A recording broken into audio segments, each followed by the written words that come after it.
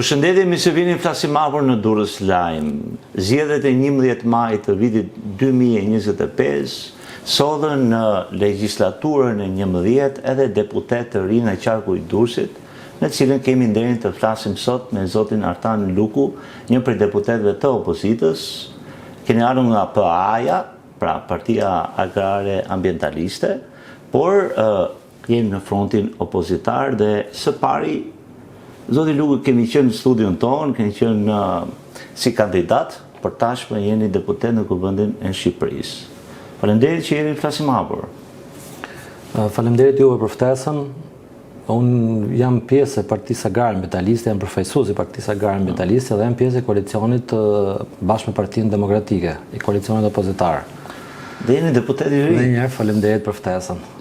Ju lutem, pra, vini përvoj, qyteti Durrësit ju njeh fare mirë, së pari djalë shumë i mirë, qytetar, komplimente, keni ruajtur profilin tuaj gjatë gjithë kësaj kohe, keni qenë kreu i dhomës së tregtisë dhe industrisë së Durrësit, e tashmë deputet në Kuvendin e Shqipërisë. Jeta parlamentare, si ju duket? Atëherë, për të qenë i sinqert, angazhimi im politikën është goxha i hershëm. Ju e dini mirë, më tepër në rolin e menaxherit të fushatave elektorale se sa një njeri angazhuar drejt për drejt në politikat e qytetit Durrësit. Unë kam qenë goxha aktiv në jetën sociale të qytetit Durrësit, i angazhuar thash në fushate, i angazhuar në dhomën e tregtisë dhe industrisë të qarkullturës. E gjithë shkurajimi i përket vetëm sektorit privat dhe pothuajse impenjuar totalisht në menaxhment në një nga ekonomitë e mëdha të qytetit Durrësit, ndoftë dhe pse jo të mbar vendit, një nga organizatat më të mëdha ekonomike. Aktualisht deputet. Okej, seanca e parë parlamentare, seanca e parë pas betimit, themi drejtën, kur kryeministri prezantoi vizionin Shqipëria 2030, fakt për mua ka qenë shokuese. Sepse pati një incident i bërë nga dy individ, dy deputet të opozitës dhe dy deputet të opozitës, dhe gjithçka u kalua në votim në 10 minuta, u votua vizioni që duhet të ishte një debat i gjerë, duhet të ishte një prezantim siç duhet. Dhe kur marrë seanca, i thash vetes, kam pirë një kafe vetëm te Totani, duke menduar ç'a desha unë me këtë punë. Ç'punë kam unë me këtë lloj angazhimi. Ndofta fillova të rimendoj, mos kam bërë gabim që u futa në politikë, nëse politika me të vërtetë është kaq imponuese. Por gjërat kanë ndryshuar. Lëvizja opozitare filloi të marrë ngjyra, filloi të marrë formë, filloi të krijojë një vizion të vetin, domethënë ajo që ne kemi sot si opozitë kemi një objektiv tonë, ose kemi nxjerr haptasi që abuzimin e madh që është bërë me zgjedhjet e fundit. Dhe opozita sot ka një qëllim. Të vetin, opozita nuk e njeft Edi Rama si kryeministër të Shqipërisë, ka një qëllim, kryerjen e zgjedhjeve të parakohshme, paralelisht me një reformë territoriale siç duhet, paralelisht me një reformë zgjedhore siç duhet, që mos rrim çdo vit duke bërë çdo palë zgjedhje duke bërë reforma, duke ndryshuar si reformën territoriale ashtu dhe reformën zgjedhore. Dhe të arrijmë në një piku të kemi një palë zgjedhje të drejta, të papërkrahur nga krimi, ku verdikti i popullit të shpërndahet në mënyrë të drejtë edhe në prezencën politike brenda sallës së Kuvendit të Shqipërisë. Dhe forma për të arritur këtë është përmes protestave, me fishek zjarre drejt kryeministrisë, pra ju keni qenë pjesëmarrës në çdo protest. Keni qenë pjesëmarrës, ju keni ruajtur qytetarin tuaj, është e drejtë themeltare njerëzore dhe opozitës. Sigurisht që nuk kemi parë kur dhe dyshoj që dyshon ndonjëherë me fishek zjarre drejt një frone publike. Është ajo, është e kryeministrisë. Cila është strategjia përpos këtyre protestave? Dëgjoj blet, do ta fillojmë analizën pak më thellë. Në fakt, atë që kanë bërë partitë politike në Shqipëri me shoqërinë shqiptare po duken pasojat. Se protestat e tilla nuk ka pse të organizohen nga partitë politike, protestat e tilla duhet të jenë proteste që vijnë vetë nga lëvizjet qytetare. Teorikisht ne gjithë kemi lexuar nëpër libra që nuk ka asnjë logjikë që partitë politike të bëjnë protesta të dhunshme, sepse pretendohet që këto parti nesër do të vinë pushtet. Por lëvizjet qytetare në Shqipëri janë shkatruar. Sot kryeministri i Shqipërisë ka marrë një njeri që ka qenë 3 herë deputet i opozitës e bën drejtar, domethënë manipulon çdo lloj ide, çdo lloj vizionari që del, që çdo njeriu që krijon del si një frym kundra qeverisë, politikat e sotme qeverisë e marrin e manipulojnë dhe e bëjnë pjesë të veten. Kështu që çai mbetet opozitës, çai ka mbetur. Ne kemi bërë tentative të ndryshme, kemi bërë tentativa nëpër komisione, duke bërë propozime për ligje konkret, duke bërë propozime për ndryshuar ligjet dhe nuk dëgjohemi për asnjë gjë. Ne po përballemi sot me një situatë korruptive ku kemi zëvendës kryeminist, ndoshta aferë më të madhe korruptive në historinë e vendit, domethënë dhe nuk ka asnjë lloj reagimi nga kryeministi, madje po krijohen strukturë paralele, po i bëhet paralelizëm sistemi drejtësisë duke dashur me mbrojt kryeministrin. Kështu që sipas mendimit tim opozita nuk ka alternativë tjetër përveç se protestave. Pastaj ushtrimi të dhunshëm dhe jo të dhunshëm këtu ka mendime ndryshme. Nuk tini të bindur që nuk janë organizatorët ato që i bën protestet të dhunshme. Është vetë fryma e njerëzve, është vetë urrëtia që njerëzit kanë filluar të kenë ndaj kësaj gjës madhe që po ndodh në Shqipëri. Kështu që protestet organizohen për të thënë, për të bashkëbiseduar me qytetarët, por është shumë e vështirë ta menaxhosh turmën dhe përballemi në situata pastaj ku kemi edhe ushtrim dhune. Por në protestën e fundit, më fal për kohën, duhet marrë në konsiderat disa protestues zgjedhin protestojnë dhunshëm. Neve jemi aty për të qetësuar, jemi aty për të bërë thirrje dhe për të mbrojtur. Por nuk ishte jo më pak dhe përgjigjja e policisë, e forcave të policisë. Unë vetë jam përballur me një situatë ku bashkë me 5 djem nga Durrësi, kur po dilnim nga ambientet e Partisë Demokratike dhe diku në dalë të Toptanit, rreth 20 individ, veshur me xeza, me kapuç, me tuta, pas një lloj distriktivi, pas një lloj logoje që ti ta kuptosh që janë të policisë, u nisën të marrin djem, ti arrestojnë dhe u bën një debat goxha i fortë, domethënë unë nuk i lash që ti merrin deri në momentin që erdhi makina e policisë. Okej, erdhi makina e policisë, djemt kanë gjithë duhet të qëndrojnë, mos lëvizin dhe ti përgjigjen forcave të policisë. Por jo njerëz civil të panjohur që mund të jenë grabitës, mund të jenë drogaxhë, askush nuk e di se çfarë janë. Kështu që më duket sikur më shumë provokohet protesta nga policia se sa është e dhunshme. Ju të gjithë keni parë në rrjetet sociale dhe disa skenare ku individë ndryshëm janë infiltruar brenda protestuesve dhe duke gjujtur me gur, duke bërë dhe akte vandale. Dhe më duket sikur nuk kemi bindur për këtë në fakt, sikur ka një strategji, policia sot ka një strategji për të sikur e don këtë dhunën e protestave për të i përgjigjur me një dhunë tjetër më të shëmtuar.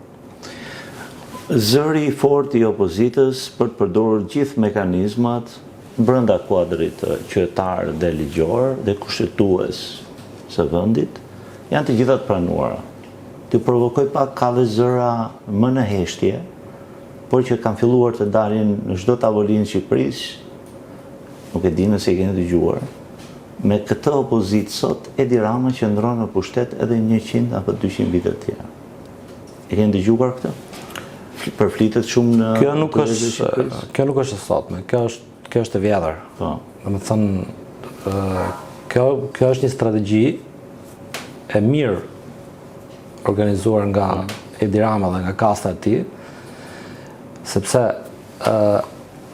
opozita qenë ka e pakënaqur me figurën e Sali Berishës. Domethënë ato kapen mas figurës së Sali Berishës që për sa kohë tjetë Berisha, neve Edi Rama do qëndrojnë në pushtet. Ndërkohë që Berisha do kaq vite në pushtet dhe afera që asgjë konkrete nuk kemi nga sistemi i drejtësisë që ta lidhi Berishën me ndonjë krim apo me abuzime krahasimisht me ato që po i dalin një drejtor i thjeshtë sot në qeverisin Rama.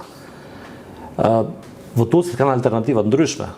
Është Partia Demokratike, është Partia Agrar-Ambientaliste, është Partia Mundësia, është Partia Lind Qorit, ka mundësi pafund. Kështu që për mua ky lloj etiketimi është një strategji e Partisë Socialiste për të zbehur elektoratin, për të zbehur votuesin, por besoj që kjo nuk po funksionon më. Domethënë kjo lloj strategji dha efektet e veta në të shkuarën dhe kryesisht funksionoi si rrjedhojë e problemeve që vetë Partia Demokratike pati, mos më takon të analizoj fare Partinë Demokratike, se thash, unë jam pjesë Partisë Agrar-Ambientaliste dhe kam marrëdhënie të shkëlqyer me Partinë Demokratike, po marrëdhënia është shkaq, domethënë, nuk është se jam unë pjesë e Partisë Demokratike ose do më duhet t'jap një opinion për organizimin e Partisë Demokratike.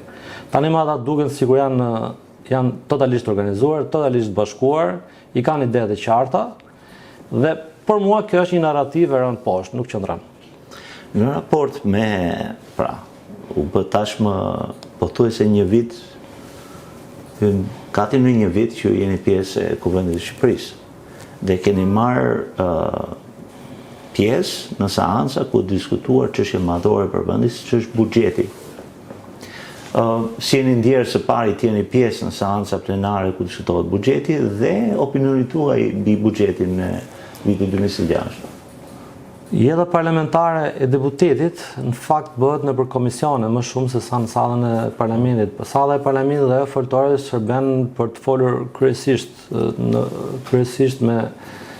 me shikuesin, është kthyer në një vend ku diskutimet më tepër janë sasiore se sa cilësore. Dhe ne opinionin tonë kemi dhënë kur ka qenë diskutimet e buxhetit nëpër komisione. Unë personalisht jam antar i përhershëm i komisionit të bujqësisë dhe antar zëvendësues në komisionin e burimeve natyrore dhe zhvillimit qëndrueshëm. Dhe ajo çka kam parë me buxhetin është që ndofta, do ta krahasojmë buxhetin me vizionin, me prezantimin që Rama i ka bërë vizionin Shqipërisë 2030. Supozoj që buxheti 2026 do të ishte guri i themelit për vizionin e Shqipërisë 2030. Në fakt, ky është një buxhet tej masa i dobët. Është një buxhet i pa organizuar mirë, i pa shkruar mirë dhe duke i lënë mundësi të ndryshohet me akte nënligjore në vazhdim. Kjo është një kulturë që ka ndodhur edhe në shkuar në Shqipëri, fakt, që ku buxheti miratohet dhe pothuajse miratohen për aktet nënligjore ato që e bëjnë funksional buxhetin. Dhe në mendimin tim, kjo është diçka e gabuar. Ndofta po t'i kthejmë dhe të rishikojmë ligjet, ne do të shohim se një mori ligjet në Shqipëri bien poshtë nga aktet nënligjore që janë miratuar në vazhdim. E njëjta gjë ndodh me buxhetin dhe kjo humbet kontrollin që parlamenti ka me buxhetin, duke ia lënë kontrollin totalisht kryeministit, totalisht ministrave ekzekutivit përkatës. Pse është i dobët buxheti? Buxheti është i dobët sepse nuk ka qasje për zhvillimin e arsimit. Është buxheti më i dobët për zhvillimin e arsimit në historinë e Shqipërisë. Pse është i dobët buxheti tjetër? Buxheti është i dobët sepse nuk është fare i përqendruar në mbështetjen që duhet t'i japë fermerit. Fermerët në 2026 nuk do marrin mbështetje as nga buxheti dhe as nga projektet e financimit dhe programet ndryshme që vijnë nga Bashkimi Evropian. Siç ju e dini, i parë dhe është i bllokuar.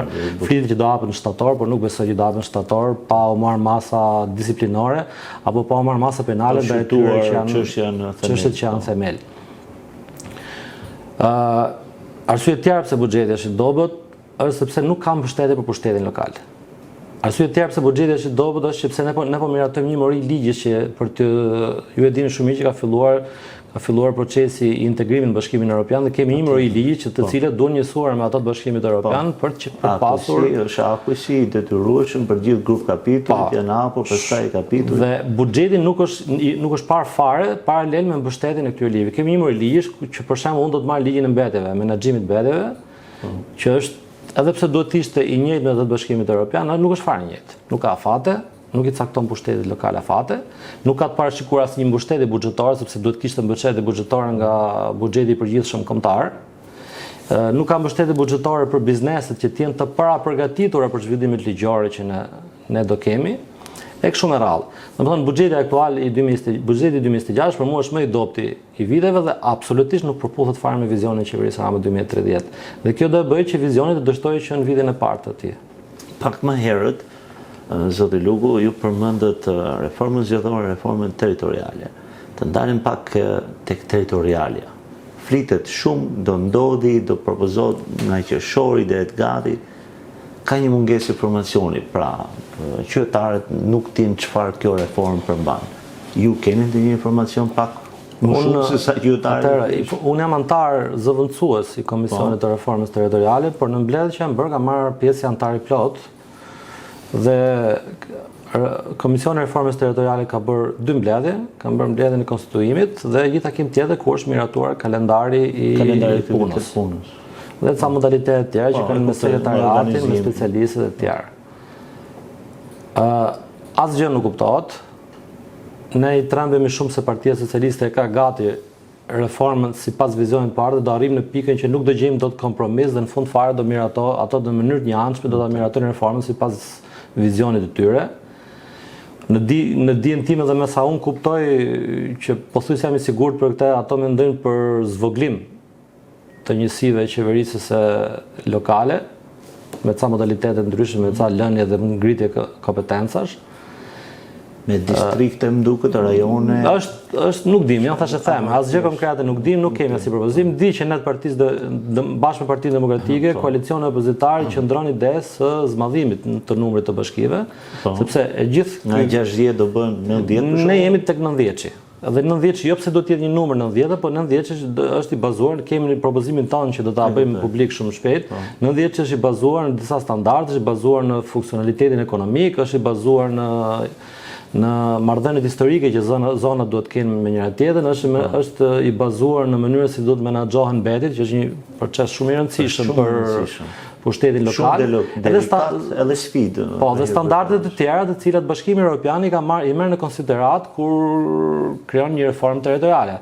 Dhe ne jemi të asaj që të bëjmë një reformë territoriale që të jetë qëndrueshme për minimumi 30 vjet, jo të ulemi prapë mas 4 viteve dhe të bëjmë të flitet për një reformë tjetër.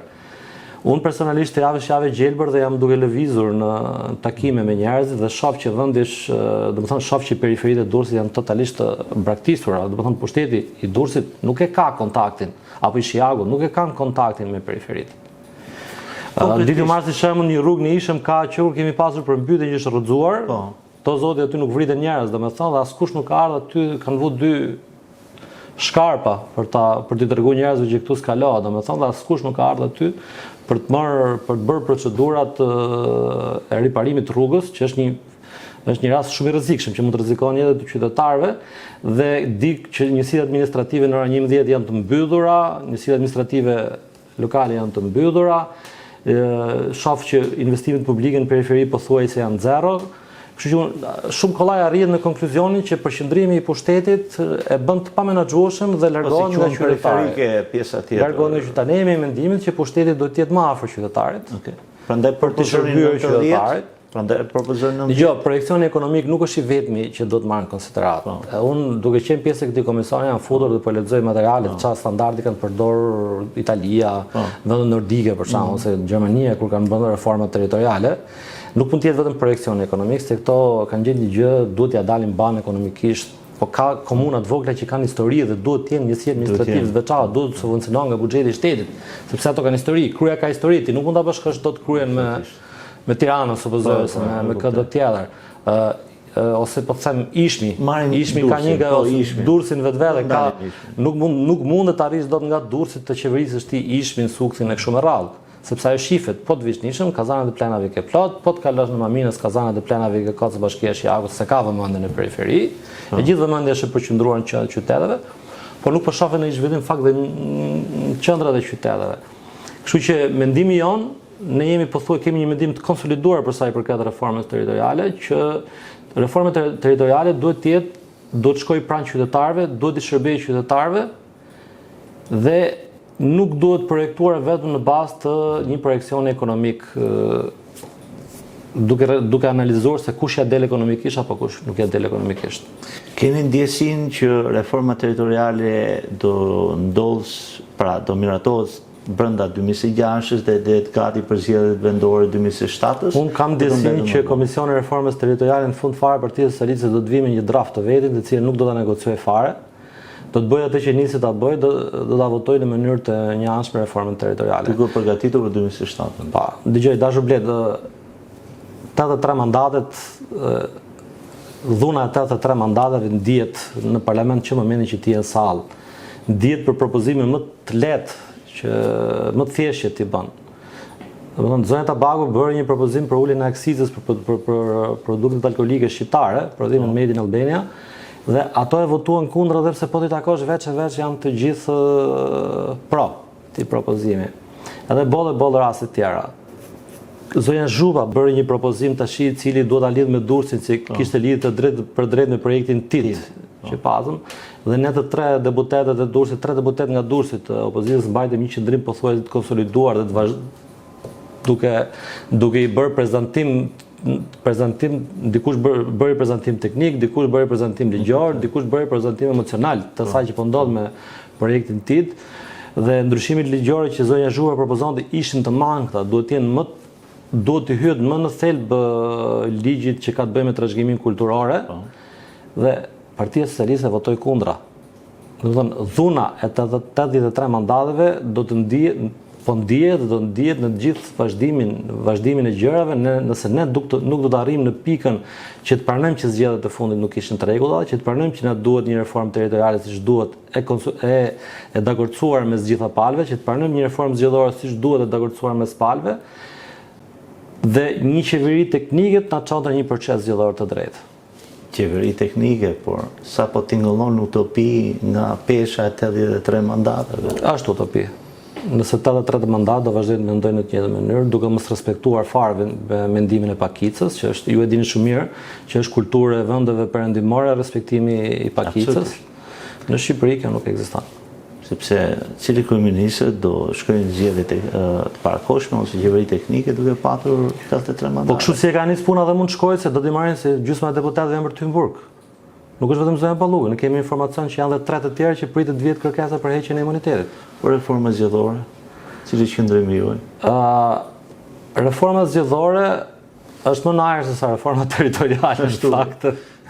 Qëndrimi im dhe i partive, unë përfaqësoj parti të vogël, dhe qëndrimi im dhe me kolegë që kemi biseduar në fakt që mund duket dhe më i drejti për reformën zgjedhore janë dy. Unë propozoj që mazhoritari, siç ka qenë dikur i rregulluar me proporcional kombëtar, ose sistem zgjedhor proporcional kombëtar totalisht me lista të hapura, është zgjedhja më e drejtë. Asnjë vot nuk shkon kot, votat shpërndahen në mënyrë të drejtë si do të thonë çdo qytetar përfaqësohet në parlamentin e Shqipërisë dhe do të bie deri diku dhe pesha e figurës numër 1, domethënë se sot kemi një figurat e të gjitha partive janë pothuajse, sidomos figurat e dy partive të mëdha që janë të përqendruara tek filozofia e njëshit. Besoj që këto dy variante zgjedhore domethënë e bëjnë që të kemi një shpërndarje të influencës dhe mos përqendrohet i gjithë pushteti vetëm te kullëhesit e partisë.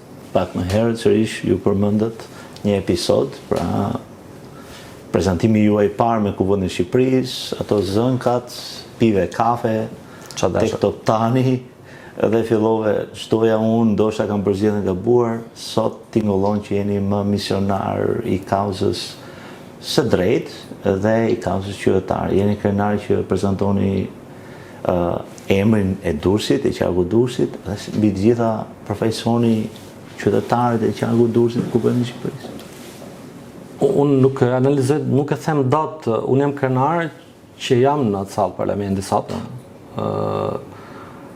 Jam krenar sepse po përpiqem të jap kontributin tim për të bërë diçka që të mbahet mend që unë përpoqja për diçka. Po. Edhe pse thash forca 83 mandateve është nuk po na jep mundësinë të bëjmë të hedhim asnjë ide në tavolinë.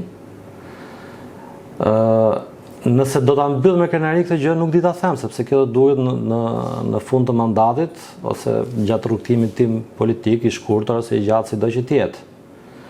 Por është një lloj krenarie të përfaqësosh qytetin tënd.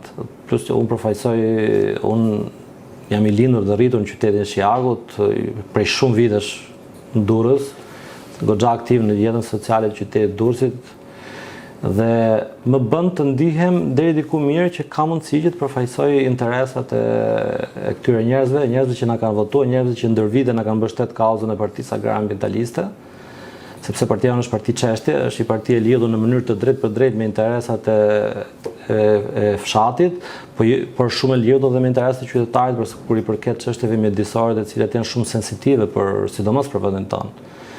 Kështu që deri diku besoj po ndihem krenar. Sepse vim nga një qytet, gjithë qarku ynë po ta mendosh tani ne po diskutonim më parë për Ishmin, çfarë historie ka Ishmi, Shiaku, Turën edhe personalitetet që kanë nxjerrë, sarojmë edhe kryen legjendare, dhe tavernën Adriatikut që është qyteti ynë kaq i mrekullueshëm.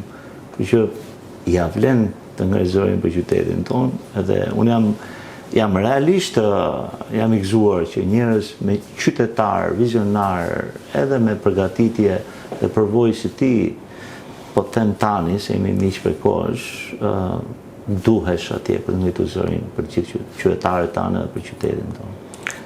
Unë të falenderoj shumë për opinionin tuaj dhe besoj që mos t'i zhgënjej. Mos t'i zhgënjej qytetarët, mos t'i zhgënjej miqtë e mi, apo mos t'i zhgënjej familjarët e mi dhe forcën politike që unë përfaqësoj. Do të bëj maksimumin tim për përfaqësuar qytetin e Durrësit, për të përfaqësuar Partinë Agrare Ambientaliste dhe për ta menaxhuar atë misionin tim me shumë kujdes brenda formatit për sa kultura ime ma lejon. Mund të vim tek një moment pak më personal tani, të thënjet e shumë popujve të mençur apo njerëzve të ditur, mund të përzgjedhni një rastësisht edhe një koment, si lutem. Atëherë, John Lennon, jeta është ajo që ndodh kur je i zënë duke bërë planet të tjera. Duke pasur një karrierë të bazuar në gjëra reale, ku çdo pjesë e jetës time ka qenë që çdo punë do të shkojë nga pika A në pikën B, jam i pirur që mos ta humb këmbën me gjëra kot, mos ta humb këmbën me gjëra të parealizueshme dhe të jap gjithmonë prioritet asaj që është misioni im profesional. Në rastin konkret se ne po flasim për angazhimin politik. Në jetën personale, koha ime është totalisht e familjes time. E miqve të mi, e qytetit, e miqtë e mi brenda, dhe në përgjithësi nuk më kanë pëlqyer njerëzit që harxojnë kohën kot, sepse nuk i vlen shoqërisë. Dhe ai është për të ardhur keq që qyteti jonë ka njerëz me goxha formim intelektual që mund të japin kontribute goxha të mira për qytetin e Durrësit, por janë totalisht pasiv dhe nuk përfshihen në angazhimet apo në shqetësimet që qyteti jonë do ketë. Është një karakteristikë do thoja e shqiptarëve dhe kjo nuk ka popëj fajtar blet. Ne e dim shumë mirë që popujt fajtar nuk ekzistojnë, domethënë janë ofertat e këqija politike ato që kanë fajin. Por nuk do të jemi as të tillë që ne do të sensibilizohemi vetëm kur na preket interesi janë personal. Do të jemi pak më sensibël dhe kur i preken interesat atyre që ne nuk i njohim fare. Sepse ndoshta do na vijë dita që do ta vojmë dhe vetë atë që po vuan dikush që ne nuk e njohim fare sot. Kështu që mesazhi im për këtë është që jo vetëm që nuk duhet ta humbim kohën kot, por duhet të kërkojmë të drejtat tona në mënyrën qoftë në mënyrë dhunshme. Të drejtat tona janë tonat. Nuk ne i ka fal as qeveria, as kush. Shqipëria është një vend i mrekullueshëm, e cila ka një zhvillim që është për të ardhur keq. Durrësi është një qytet i mrekullueshëm, por është qyteti që ka progresin më të ulët nga gjithë qytetet e Shqipërisë. Po ta marrësh progresin të shpërndarë ndër vite. Lagja ime është një lagje shumë e bukur në Bregdetit, po është të duket vete si kur je në Kandahar gjatë dimrit dhe të duket vete si kur je në një protest gjatë verës. Domethënë, protest gjatë verës nga kaosi i madh që kemi parasyve. Kështu që unë mendoj që nëse ne nuk i kërkojmë të drejtat tona sot, nuk kemi se kujt i kërkojmë llogari nesër. Nëse ne ngrihemi sot, kërkojmë të drejtat tona, protestojmë, nuk ka rëndësi se kujt partie përket. Nuk do të protestosh me opozitën, ndil protesto vetë. Nëse ne nuk i kërkojmë të drejtat tona qoftë edhe në mënyrë të dhunshme, atëherë nuk do të na ketë frikë ai që do të vinë nesër. Se Partia Socialiste çdo që ndodhi nuk do të rri për herë pushtet, do bëjë misionin e vet politik, historia do ta gjykojë mirë ose keq, do të vijë një parti tjetër e cila nëse përballet me një popull që nuk i kërkon të drejtat vet, do të bëjë të njëjtën gjë, të gabuar, ato pjesë të gabuara që ka bërë partia që ishte përpara saj. Kështu që nuk duhet të rrim kot, duhet të kërkojmë më shumë nga vete, duhet të jemi të fokusuar te të ardhurat tona. Francezët kanë një shprehje të bukur që thonë që herën e parë votën ta jap nga shpirti, herën e dytë ta jap nga xhepi. Nuk ka asgjë të keqe të mësosh që vota të jepet nga xhepi, xhepi nuk nënkupton. Jo, xhepi nënkupton të mirat ekonomike që ti ke sjellur komunitetit, vendit në përgjithësi. Mesazh shumë i qartë.